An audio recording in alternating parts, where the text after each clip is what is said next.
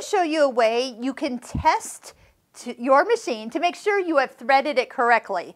And this is what I call the tension test. So if you've threaded your machine, if you take the thread out from underneath your presser foot, and we're just talking about the thread going through your needle right now, when the presser foot is up, it should be fairly easy to pull. Just like when you take your fabric out and you're pulling it to cut the threads, it's easy.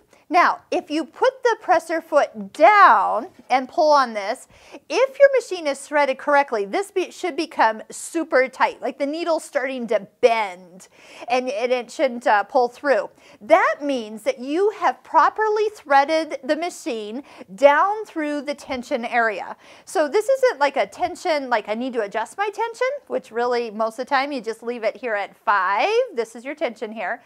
When you're using the same threads in your needle as you are in the bobbin.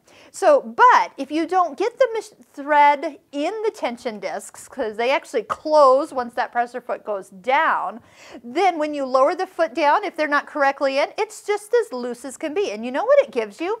Have you ever been sewing along and you notice that those big hairy loops are on the back? That means your thread is not in this first groove of your machine. You did not thread it with purpose.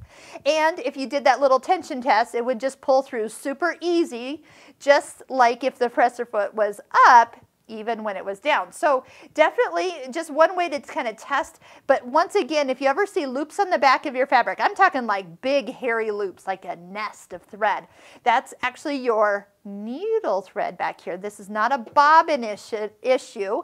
It is actually, I didn't thread the top of my machine correctly issue. So that's a me issue. So just rethread the machine. If you want to do that little tension test, you'll know if you're there or not.